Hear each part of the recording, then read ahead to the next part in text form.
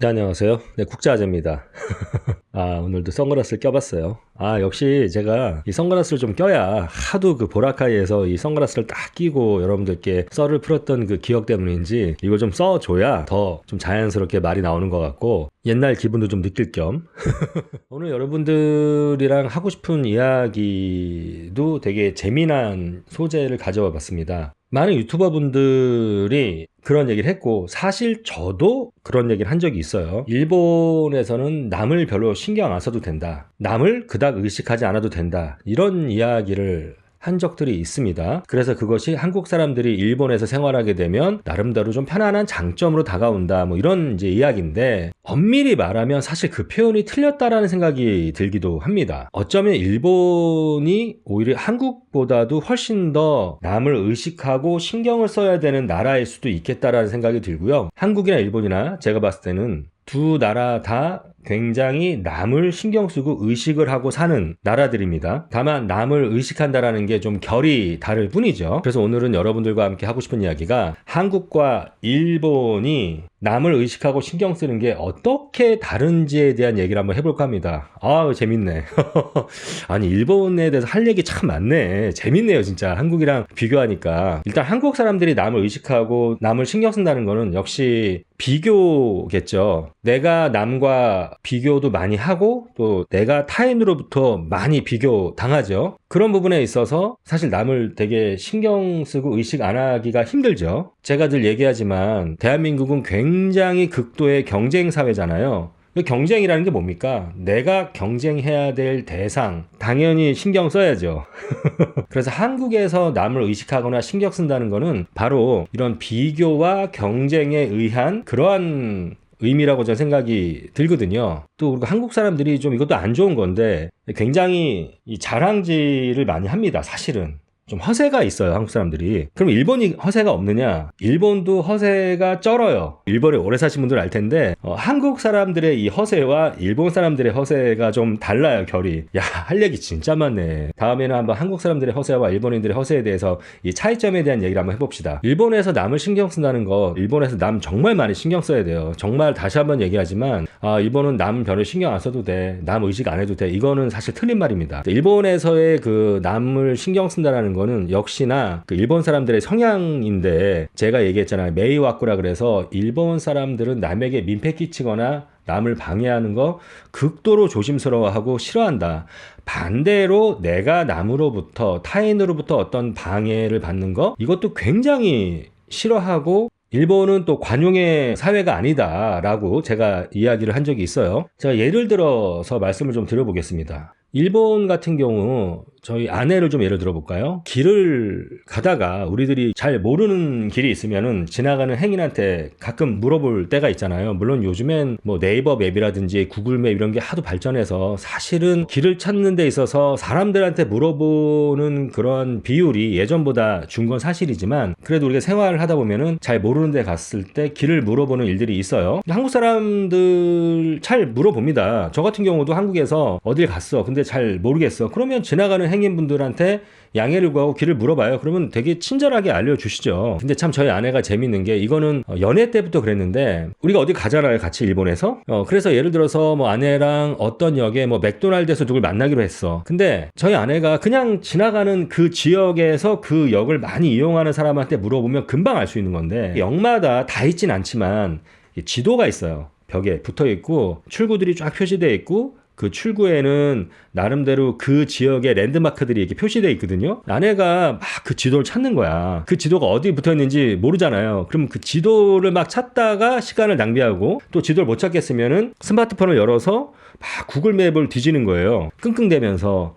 제가 그랬죠, 아내한테. 아니, 지나가는 사람한테 좀 물어보면 이 동네에 사시는 분들 같으면 굉장히 빨리 신속하게 어딘지 알 텐데 왜 그걸 못 물어보냐 라고 얘기를 했어요. 답답한 마음에. 그랬더니 아내가 하는 말이 오빠 저 사람들도 다 나름대로 스케줄이 있고 내가 저 사람들한테 뭔가 물어보면 나한테 짧지만 시간을 할애해야 되지 않냐. 그러다가 전철도 놓칠 수 있고 그 사람의 스케줄이 꼬일 수도 있다. 이거 민폐다. 이렇게 얘기하는 거예요. 제가 정말 놀랐습니다. 물론 일본인들도 지나가는 행인들이 길을 물어보면 오히려 한국인들보다 더 친절하게 알려주실 거예요. 굉장히 친절하게 알려주겠지만 일단 저희 아내의 기본적인 마음은 지나가는 행인을 일단 세웠다라는 것 자체가 엄청난 민폐라고 생각하는 거예요. 이 얘기를 저희 일본에서 제가 한일 부부들 좀 만났거든요, 많이. 그런데 일본인 아내들 둔 한국 남편분들이 다 이 이야기를 이구동성으로 하는 겁니다. 자, 제가 시간을 재볼게요. 자, 지나가는 사람한테 이제 길을 물어보는 상황을 한번 재현해 보겠습니다. 저 죄송합니다. 여기 맥도날드로 가려고 그러면 몇 번 출구로 나가야 되는지 좀 알려줄 수 있나요? 아, 맥도날드요? 예, 3번 출구로 나가시면 됩니다.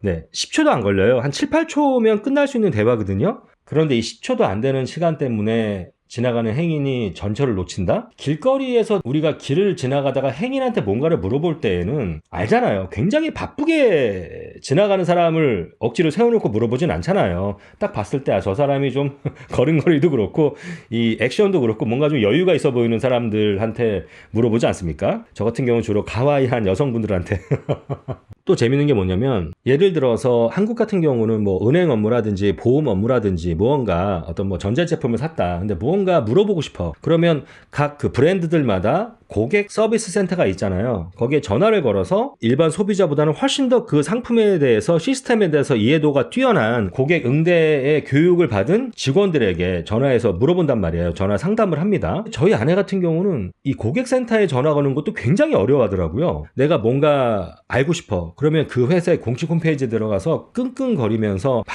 그 자료를 본인이 알고 싶은 그 정보를 막 찾으려고 무진자 애를 써요. 하다 안 되면 제가 봐도 너무 답답한 거야. 하루 종일 공식 홈페이지를 들여다보고 있어. 아니 전화 한번 해. 거기 고객 서비스 센터 전화번호가 뻐젓이 나와 있는데 왜 전화 안 해? 이상하게 일본 사람들은 이 고객센터에 전화하는 것 자체도 굉장히 부담스러워 하더라는 얘기입니다. 이 이야기도 저희 아내만 그런 게 아니라 일본인 아내를 둔 한일 커플들, 한국 남편들이 다 자주 하는 표현이거든요. 답답해 죽겠다고. 그만큼 이 남에게 방해를 준다? 뭔가 이쪽에 대해서 너무 조심스러워 한다는 거죠. 물론 표면적으로 이거 좋은 것 같아. 남한테 방해 안 주려고 노력하고 또 남이 나를 방해하는 것도 싫고 서로 조심하는 거 이거 좋은 거 아니냐. 예, 좋은 겁니다. 그런데 이게 너무 가버리면 저희 한국 사람 기준에서는 좀 심할 정도로 조심한다. 이게 바로 남을 의식한다라는 거죠. 이건 저의 경험인데 제가 몇 년 전에 이제 처가댁에서 머물 때 저녁 식사가 다 끝나갈 무렵 한국에서 아는 지인으로부터 카카오톡 보이스톡으로 전화가 와요. 전화를 받았어요. 그런데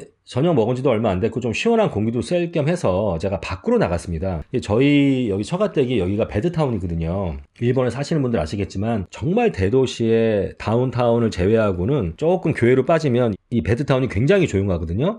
여기도 되게 조용하긴 합니다. 저희 집 대문 앞에 골목이 있어요. 그 골목이 꽤 넓은 골목인데 제가 지인으로부터 전화 통화를 하면서 그냥 일반적으로 우리가 전화 받는 정도의 크기로 전화를 했어요. 뭐 싸운 것도 아니고 막 제가 고함을 지르거나 소리를 지른 것도 아닙니다. 그런데 아마 그 골목 맞은편에 있는 집에서 제가 전화하는 소리가 웅얼웅얼 들렸겠죠. 애매하죠. 조용히 합시다 이렇게 할 수 있는 상황도 아니고 그렇잖아요. 제가 막 소리를 지르거나 누구랑 싸우거나 막 그래서 정말 심한 소음을 유발했다면은 그 이웃이 창문을 열어가지고 좀 조용히 좀 합시다 이럴 수 있지만 전혀 그런 상황이 아니었거든요. 그런데 어떤 일이 있었냐면 골목 바로 맞은편에 있는 집에서 그 창문을 열어놨었는데 그 창문 사이로 제 목소리가 약간 들렸을 거예요. 그랬나 봐요. 갑자기 창문을 꽝 닫는 거예요. 깜짝 놀랐습니다. 네, 이런 식으로 표현을 하는 거죠. 사실 기분이 굉장히 안 좋았어요. 그래서 그 다음부터는 제가 이 전화 통화를 하는 것도 막 집안에서 통화를 해도 조용히 조근조근 이렇게 통화를 해요. 그리고 이건 저의 아는 지인분의 경험인데 이분이 저보다 나이가 조금 더 많으세요. 근데 이 형님이 일본에서 대학을 나오셨단 말이에요. 유학을 하셨어요. 지금도 일본에 살고 계십니다. 그래서 대학생 시절 때 방을 이렇게 하나를 빌렸나 봐요. 자취를 하려고. 그래서 우리로 치면 집들이 비슷하게 친한 그 대학교 그 친구들 불러서 집에서 홈파티를 한 거예요. 근데 그게 뭐 엄청 시끄럽게 막 술 먹고 막 음악 쾅쾅 틀어놓고 이런 게 아니고 그 형만 한국인이었고 다 일본 사람 한 4-5명이 모여서 그냥 재미있게 아마 뭐 안 봐도 뻔해 타코야키 이렇게 구워 먹고 아마 술 한잔 마시면서 깔깔깔 호호호 이렇게 재미있게 저녁을 먹었나 봐요. 갑자기 누가 막 문을 두들기더래요. 열어봤더니 경찰이 온 거야. 그래서 그 경찰이 여기 너무 시끄럽다고 이웃이 누군가가 신고를 한 거예요. 야, 우리나라 같았으면 와가지고 문 두들기거나 벨 눌러서 아이 좀 뭐 젊은 사람들끼리 뭐 이렇게 파티하는 거 좋은데 너무 시끄러우니까 조금 조용히 해줄 수 있겠냐 이렇게 표현하겠지만 일본 사람들은 이제 그렇게 직접 뭔가 표현하는 거를 굉장히 어려워하기 때문에 경찰에 신고를 해버렸네. 그래서 이 형이 엄청나게 그게 쇼크였고 되게 상처가 됐었노라라는 얘기를 하더라고요. 그 다음부터는 이웃의 모든 사람들이 의식이 되는 거죠.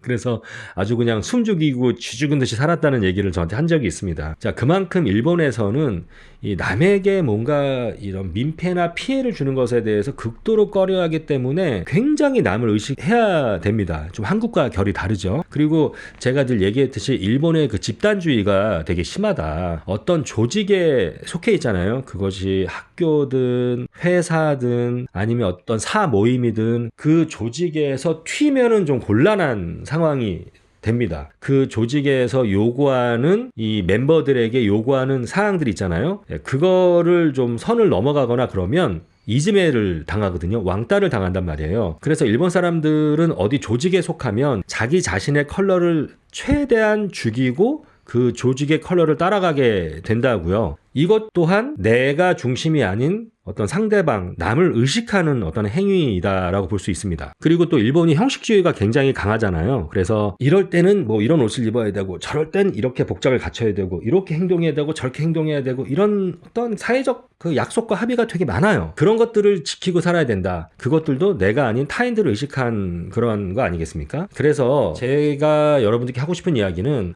일본은 남 신경 안 써도 돼. 남 의식 안 해도 돼. 이렇게만 말하면 좀 틀린 표현이다. 일본에서 남을 의식하지 않아도 돼. 뭐 신경 안 써도 돼. 이거는 한국보다 내가 남을 비교할 일도 별로 없고 내가 남한테 비교당할 일도 별로 없고 그리고 한국보다는 경쟁이 굉장히 약한 사회이기 때문에 참 어떤 분이 댓글에 그런 소리 또 쓰셨더라고요. 모르는 소리 하지 말아라. 일본이 얼마나 경쟁이 치열한데 이런 얘기 쓴 분이 계시던데 모르는 소리 하지 마세요. 그건 정말 당신의 생각이고 어디 한국과의 그 경쟁사회 일본과의 경쟁사회를 비교합니까? 게임이 안 되죠 사실. 그래서 그런 면에 있어서는 타인을 한국처럼 의식하거나 신경 쓰지 않아도 된다라는 그런 의미다. 그래서 한국에서 남을 의식을 하고 신경을 쓰는 것과 일본에서 남을 의식하고 신경 쓰는 것이 상당히 결이 다르다. 제가 말씀드리고 싶은 거는 일본이나 한국이나 남을 신경 쓰고 의식을 해야 된다라는 거, 이 부분은 참 결은 다르지만 굉장히 좀 불편하다.